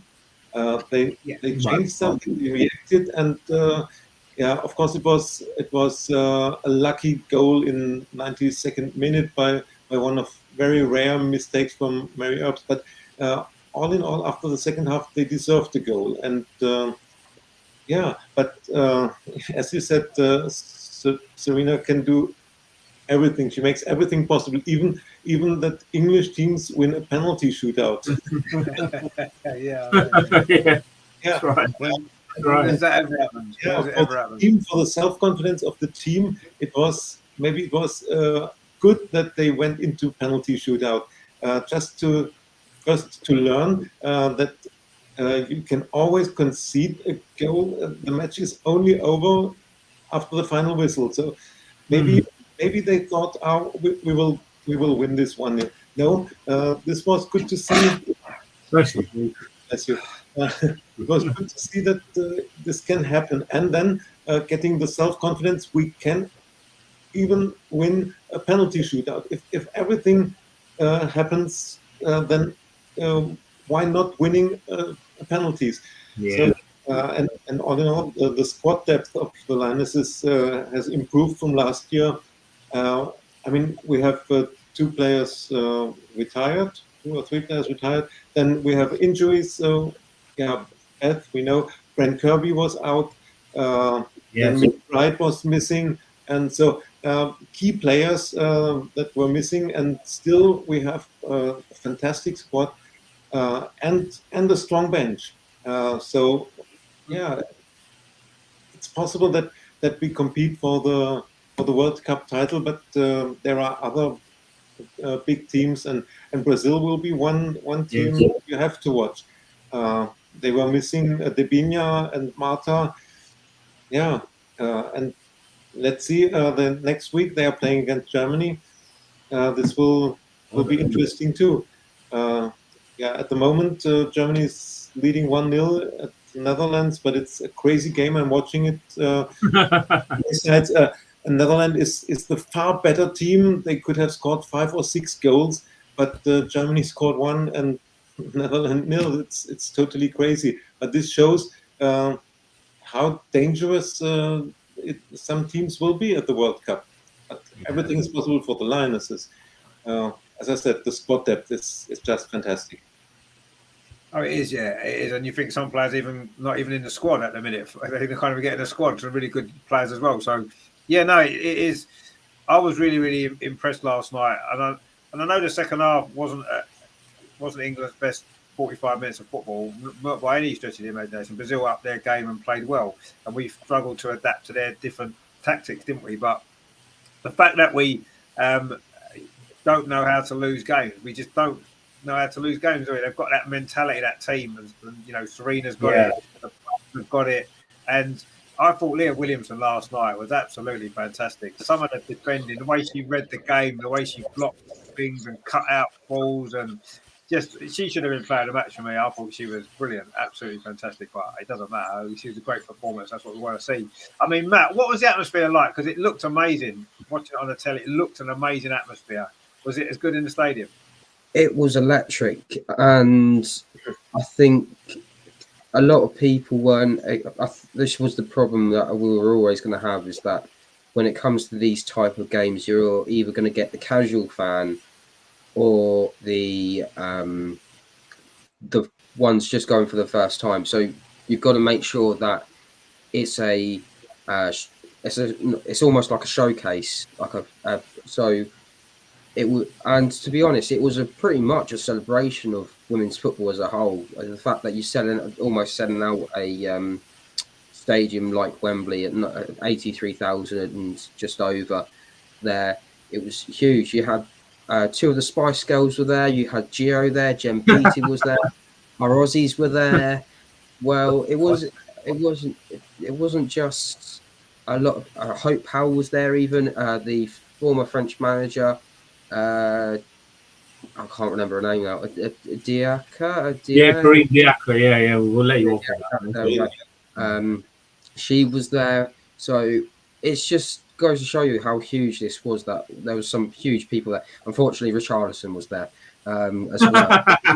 He was going to set up a barbecue if Brazil won as well in his back garden. Yeah, that's what he said, yeah. Brazilian barbecue, that's right. What didn't help was he went to go and visit them when they were training at the Hive, and basically he spoiled Holy Ground. But enough about Barnet and Holy Ground. The match itself was really great. I don't know if you caught it on camera or it was able to be seen, but there was this little pocket in that front row of Brazilians on the other side of the corner.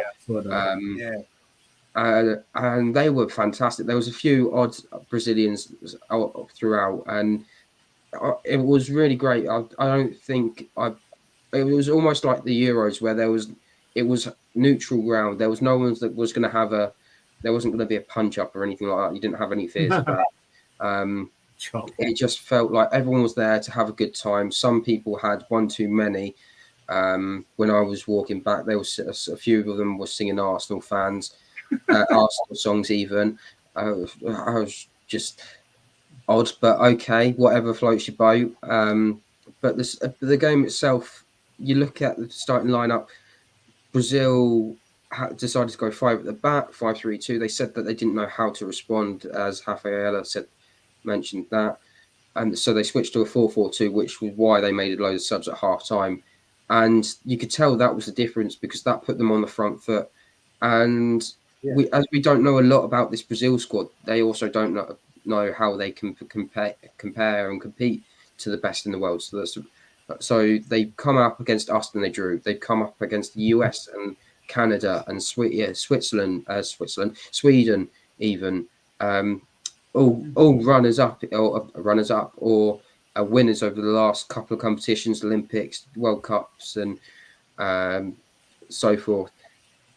So it wasn't just a case of they're here just to play. They were here to test themselves, and they gave a thorough, good job of what they did. And I would be quite interested to see if some of them might be turning their heads towards Europe as a potential destination come the summer. But the match itself, oh my God, I'm actually praising Man United players. Can you believe Ella Toon in the right place at the right time? okay, it's just, it comes to her and she hits it first time. Fair play. I don't know what people see in Lauren James, because all she seems to do is she just seems to run into traffic and do the wrong thing at the wrong time. For me, she does not start for England at all. You're better off having Chloe Kelly start, because at least Chloe Kelly's going to wind people up and do a bit of the dark start. If she's going to cause an issue, at least she's going to cause them an issue and a half for about 60 minutes before swapping out for someone. But Brazil deserved their equaliser, and for it to go to penalties, this is the third time we've had penalties, and the last two we lost to France, and I believe it was Germany the first time. So it might not have been Germany. It might have been in the European Championships at some point, and I can't remember at the time for the life of me. But I know France was one of them. Both times we lost them, so third time's the charm. But when I was looking, there's a nice little pitch side view that the Lionesses have done, almost like the Arsenal account does now. Like, you want bench cam? Yeah, bench cam. You can see Mary Earps was thriving on the penalty shootout.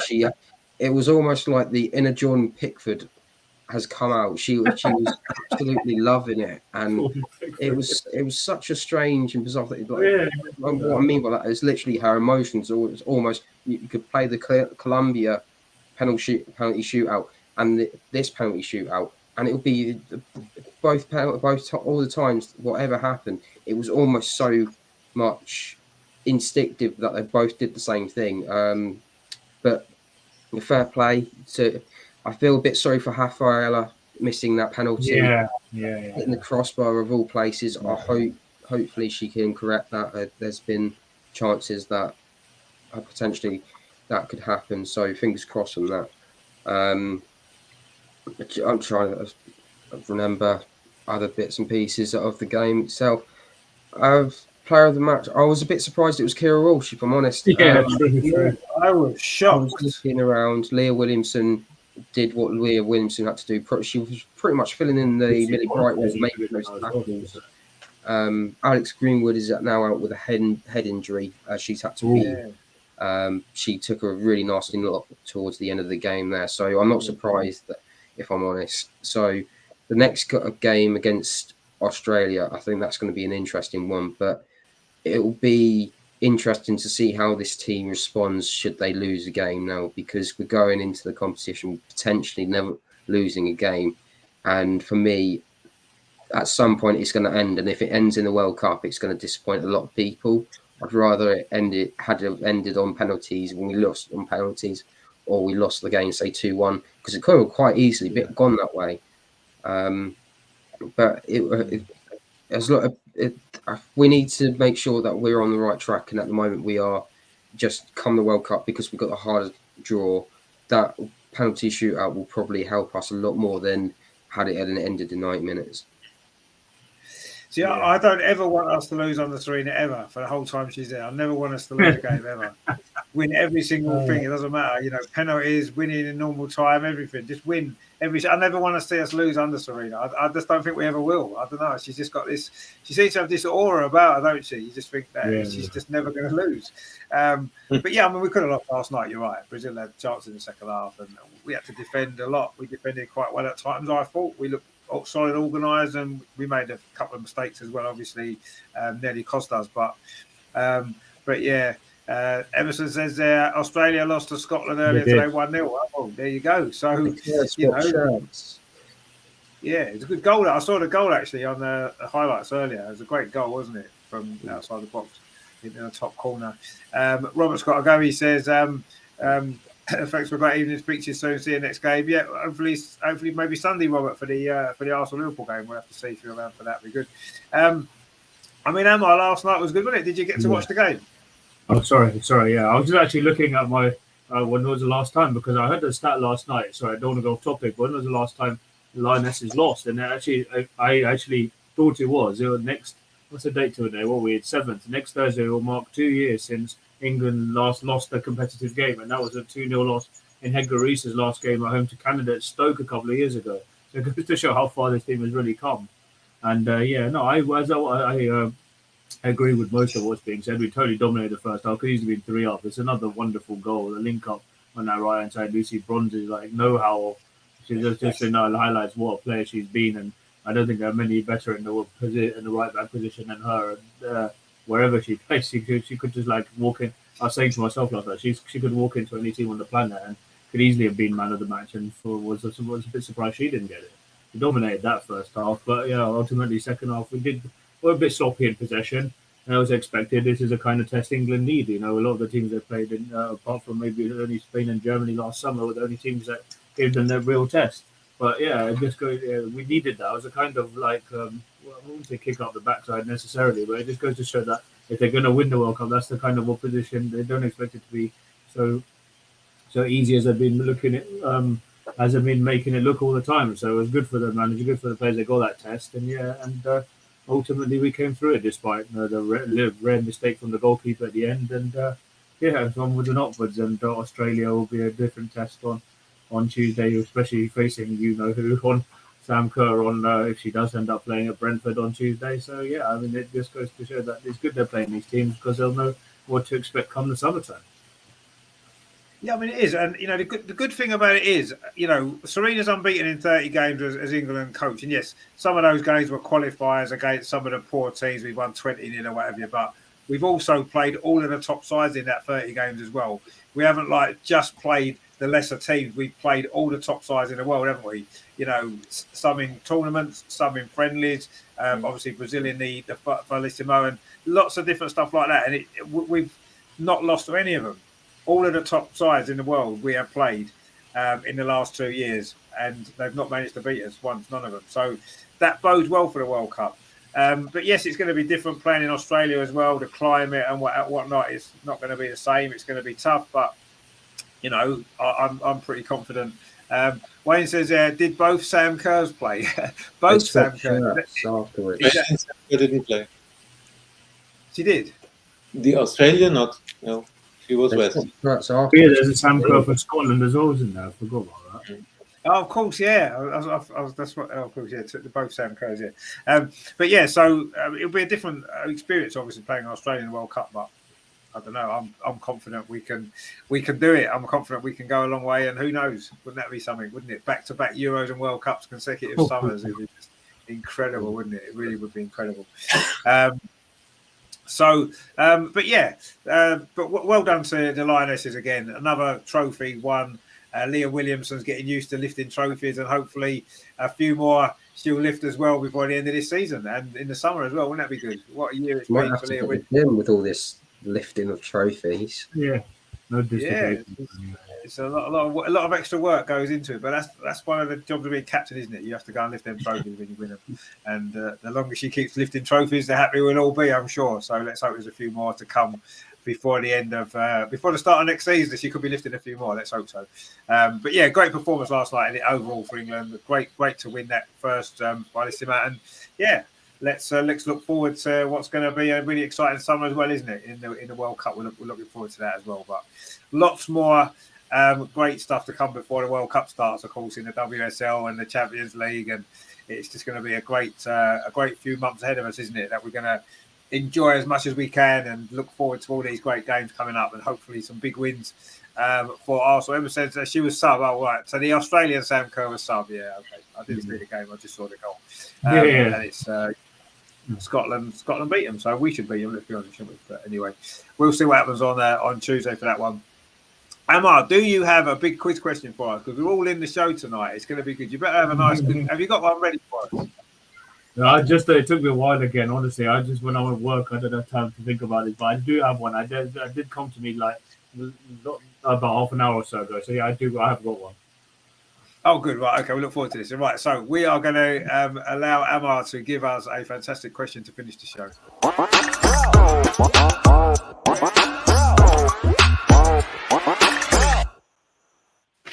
So pen and paper at the ready. We are ready for Amar's big question of the week, and it's going to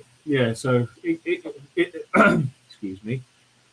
Following on from last night's game against Brazil, which incredibly England have never played Brazil at a World Cup, only before playing Argentina and Colombia from South America, but which is the only team that England have played in all the Women's World Cups that they've qualified for. We've played all of them. Only one team in England have faced all 4 Women's World Cups they've qualified for, going back to 2007. And which team is that? Okay.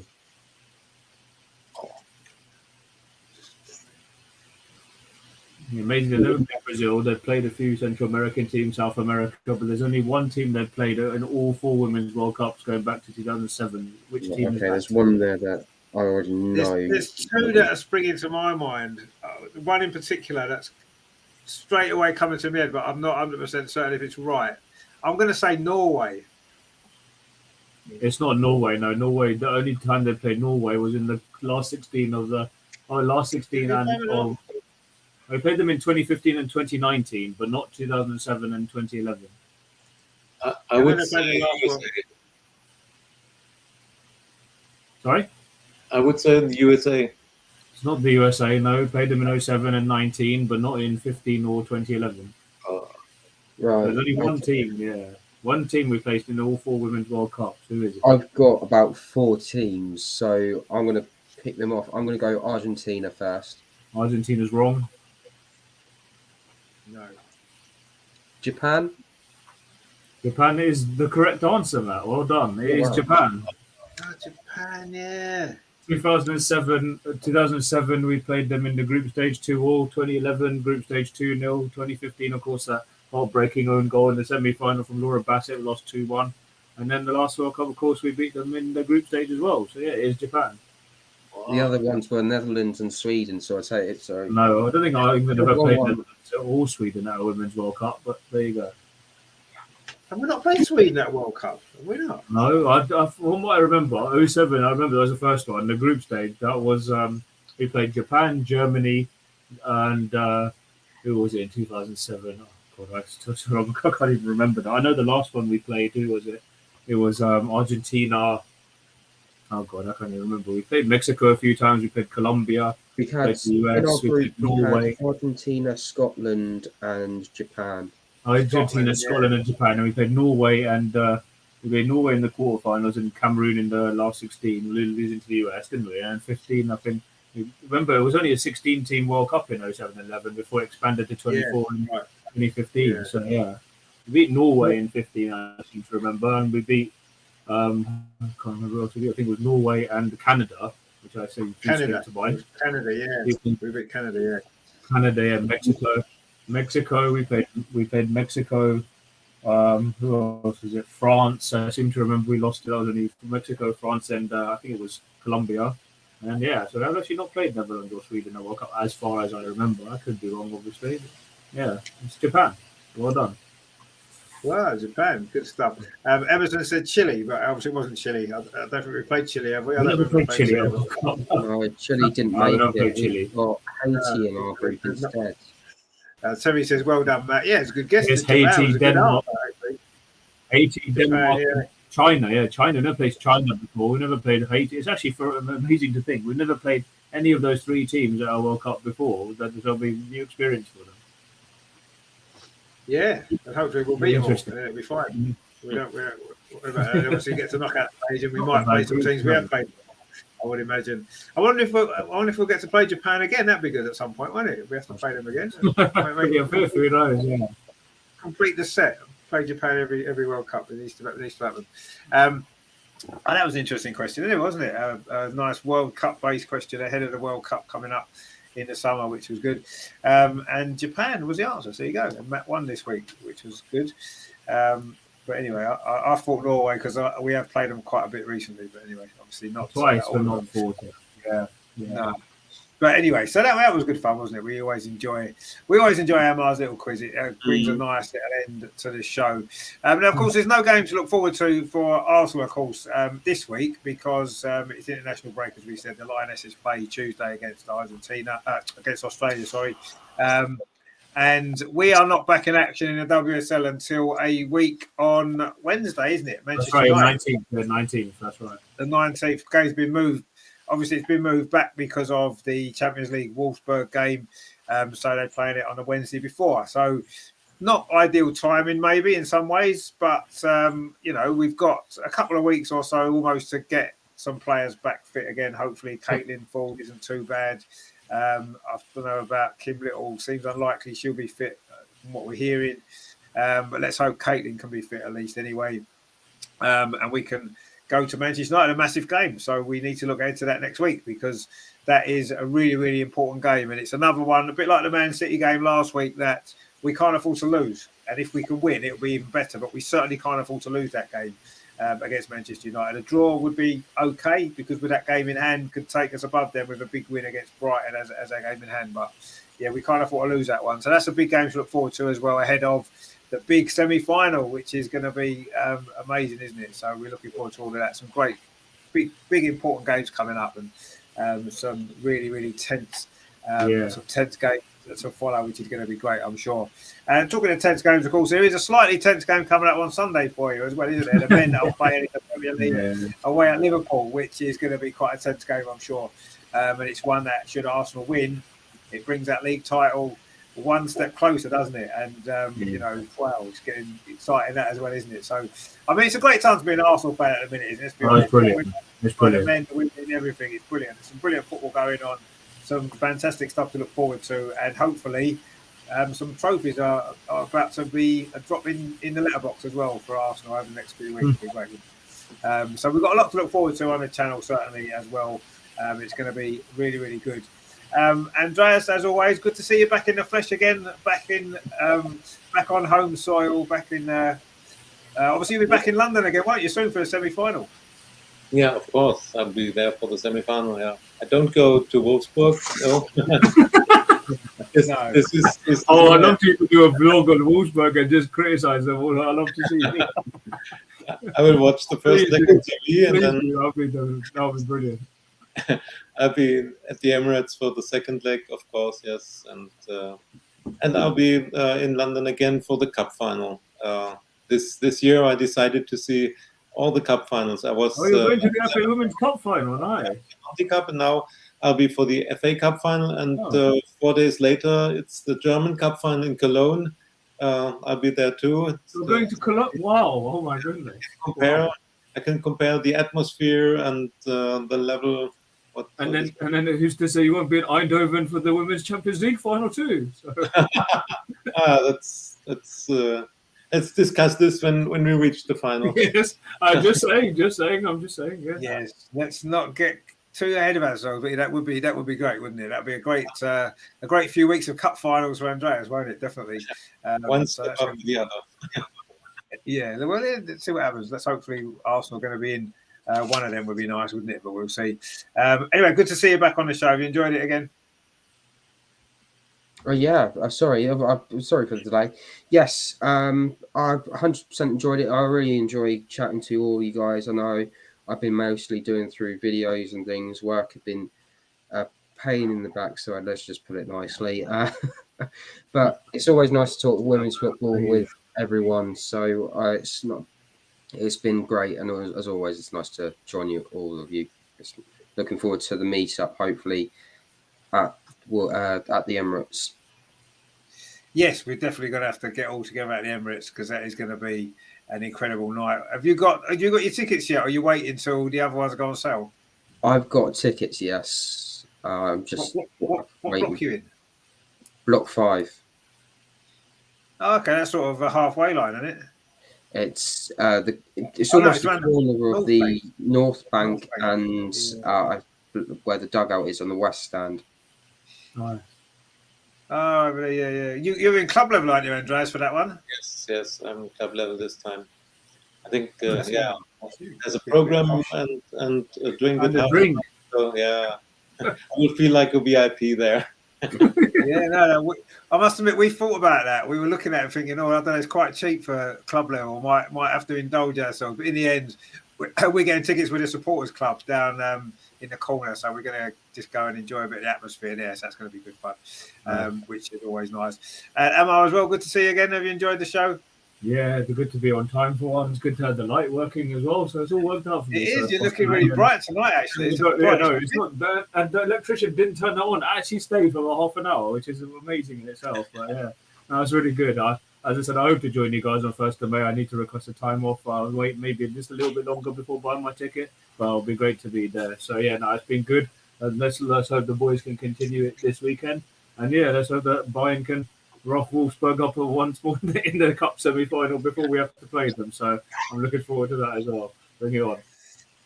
Yes, a couple of injuries for Wolfsburg wouldn't necessarily be too. I wouldn't be too disappointed if a couple of players are injured, particularly Popanova in particular. But anyway, we shall see what happens. But yeah, let's. Don't worry about it. Don't worry who they have injured. We can beat them anyway because we're good enough to do that. So we'll do what we have to do. Yeah.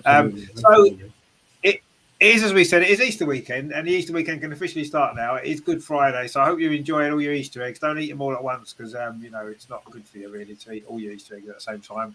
Spread them out over the whole weekend because you've got 4 days to eat your Easter eggs. So eat a little bit every day and then you'll be fine. So that's the way to go with that. So but enjoy the rest of your Easter, everybody. I'll be back on Sunday, of course, for the Arsenal-Liverpool game. That is going to be a really good game. That I'm sure it's going to be great. So join me for that. It's 4:30 kickoff, so I'll probably be live about 4:15 to get into that. And we'll see how that game goes. That's going to be exciting, I'm sure.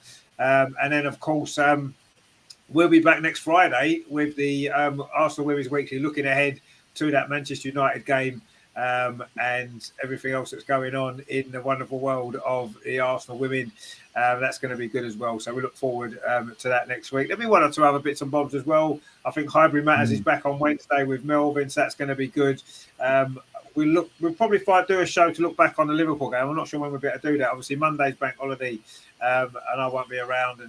And Tuesday is the Lionesses game, which we'll do the Lionesses watch along probably against Australia. We'll do that because that'll be a good game to do. So yeah, there'll be loads of stuff coming up. So if you want to get involved in the channel, please consider subscribing. Give us a like as well. It's much appreciated. And it's been the Arsenal Women's Weekly. It's been good fun. And yeah, we've had a bit of a rant, got a few things off our chest, which is good as well. It's what we need to do, and we've enjoyed it. And we've enjoyed all the good football that we've seen as well. So everything's good, and we'll be back. I'll be back Sunday. Join me for that big game from Anfield. That is going to be a really, really good game. That is, and then we will see you next Friday. So thank you very much to Andreas, as always. Good to see you in the studio, Matt as well. Brilliant to have Matt here for first time in quite a long time. And of course Amar as well. Get the whole teams together. Look, brilliant, isn't it? It's a shame Harry couldn't make it to complete the set. I'm sure we'll speak to Harry soon. We'll probably see him at the Emirates for the semi-final anyway, won't we? I'm sure he will. Actually, no, he was at the Scotland Australia game, wasn't he? Today. Really? Oh, okay. Yeah. Where was that play? Where was that play? That was Cherry Lane, the last year's Conti Cup final. Oh, Wimbledon, AFC Wimbledon. Yeah. I just saw a video he'd posted from the game. So he was at the Scotland Australia game. So that's maybe why he wasn't here, because he'd been travelling back from there. So, but we will catch up with Harry one day, and we'll get him back in on the show as well. But it's been great to have all 4 of us back together on the show for the first time. I can't remember last time all 4 of us were here actually together. It'll be a while, won't it? Because Matt's not been around for a while. But hopefully we can do it more regular again going forward and get back together again on a regular basis, because we've missed it. And it was good to have everybody in today. It's been a good show. I hope you've enjoyed it. Don't forget, I say, join me Sunday for the big game. We will see you very soon. Thanks to everyone for watching. Give us a like and do subscribe, and we'll see you soon. Take it easy, guys. Come on, you Gunners. Yeah. Let's do it. See you soon, guys. Take it easy. Good evening. So Arsenal now Frida Marnham again inside here looking for a second goal. Oh, she's got a second goal. That seals it. Frida Marnham again.